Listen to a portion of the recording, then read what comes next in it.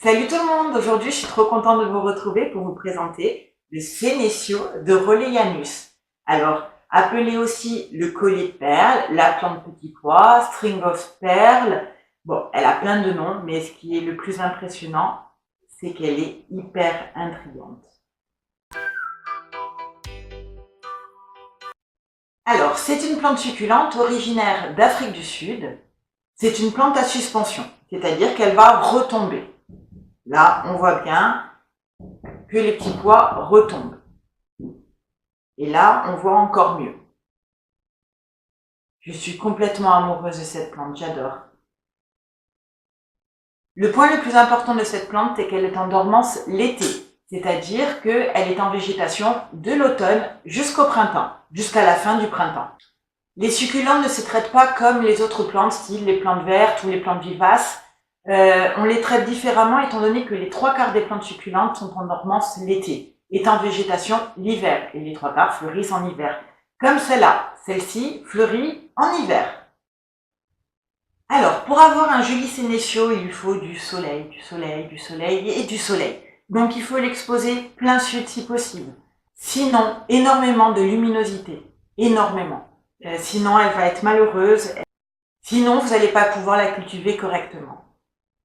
Alors, pour ceux qui habitent dans l'extrême sud de la France, le plein été, évitez le soleil direct de toute la journée. Au moins juste pendant cette période, parce que le problème, c'est que le soleil est tellement fort dans le sud qu'elle deviendra toute jaune, elle brûlera. Donc, mettez-la juste à l'ombre des autres plantes, hein, ça suffit largement. Et à l'automne, vous la ressortez.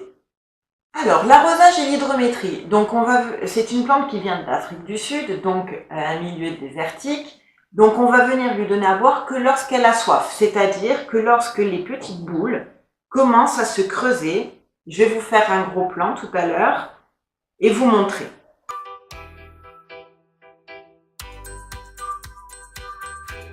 En ce qui concerne l'arrosage, on va venir l'arroser en petite quantité, mais on va faire attention que le substrat est bien bu. C'est-à-dire que, étant donné que le substrat a tendance à sécher rapidement, puisqu'on lui donne pas beaucoup d'eau, il aura tendance à couler directement et à pas boire. Donc moi j'ai ma petite astuce que je vais vous montrer. Donc là on a le sénécio dans un pot en terre cuite, ce qui est parfait pour eux, étant donné que ça a besoin de sécheresse et pas d'humidité. Donc dans un pot en plastique, vous allez avoir du mal à le garder sec. C'est une plante vraiment d'un milieu désertique. Trop d'humidité va le faire pourrir. C'est vraiment pas bon. Hein. Donc là, j'ai juste un trou. Donc pour arroser, je viens boucher avec mon doigt le trou. Je viens mettre de l'eau dedans et j'attends. Une fois que le substrat a tout bu, je vais venir lâcher. Ça met du temps à boire, c'est normal, le substrat est très sec. Comme ça, vous êtes sûr que le substrat a le temps de boire.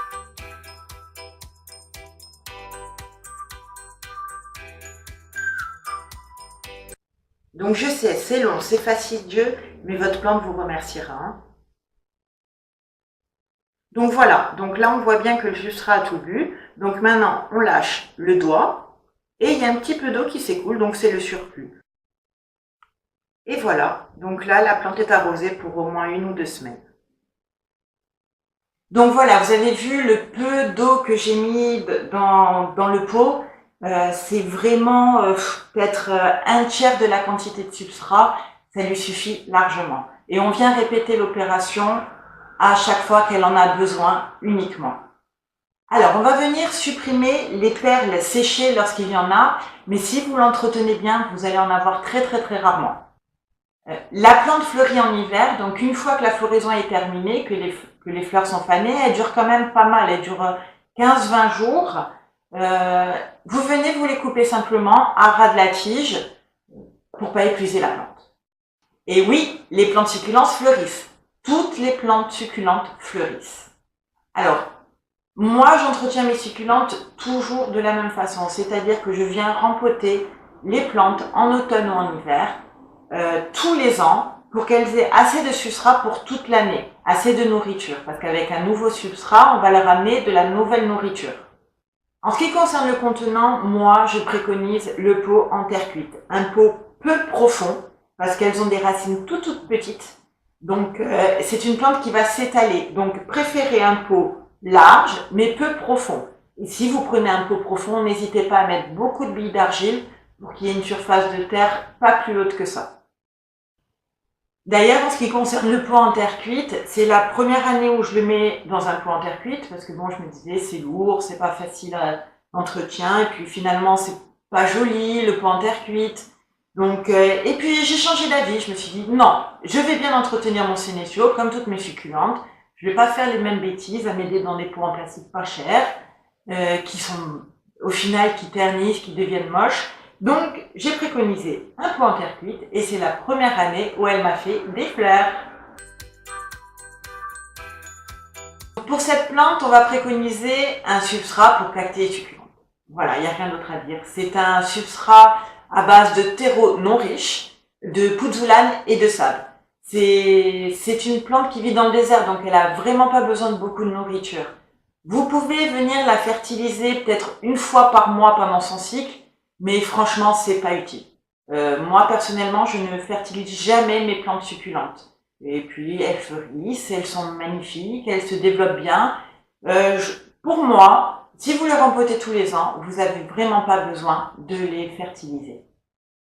Alors après, il y a la taille. Vous pouvez façonner votre plante comme vous désirez. Vous voulez une plante qui est très retombante, vous laissez pousser, vous coupez pas. Vous voulez une plante un petit peu plus compacte, comme moi, parce que avant qu'elle tombe, j'aimerais bien qu'elle soit bien compacte. Donc, à chaque fois que j'ai une tige qui est un petit peu longue, je vais venir la couper, tout simplement. Hein. Il n'y a rien de plus facile.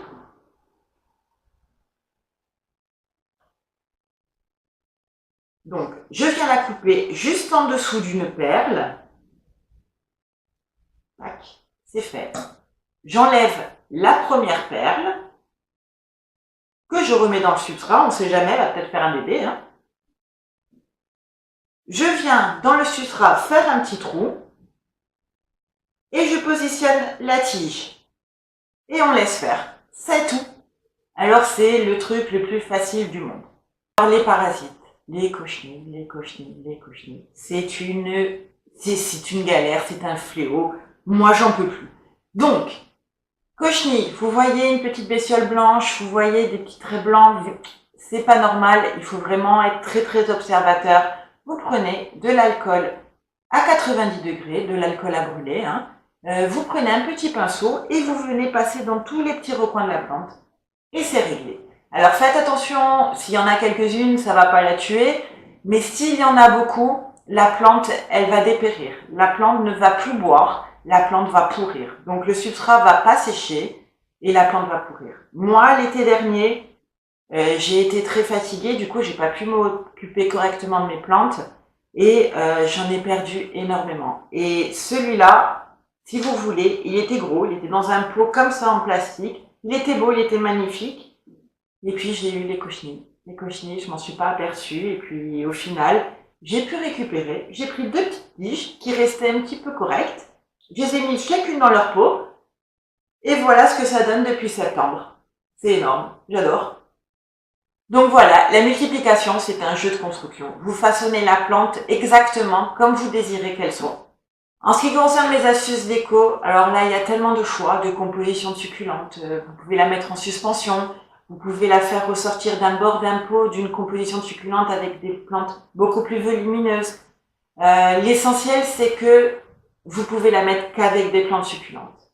C'est tout. C'est les seules plantes qui pourront lui correspondre. Donc, soit vous la gardez seule, elle est magnifique, hein, elle a besoin de personne d'autre, hein, elle a besoin de rien. Cette plante est belle toute seule. D'ailleurs, ces fleurs, personnellement, je les trouve pas très jolies. Elles sont quelconques, elles sont toutes petites, avec des pétioles blancs et jaunes. Et franchement, ça casse pas des briques. Hein. Donc voilà. Donc, je pense que je vous ai tout dit sur le sénécio. Et c'est une plante dont je raffole. D'ailleurs, il y a toutes mes copines qui me demandent des boutures. Bah, c'est tellement facile à faire aussi, tellement facile d'entretien que voilà quoi. Donc, j'espère que toutes mes informations vous auront été utiles. Et puis, on se revoit à la prochaine. Bye!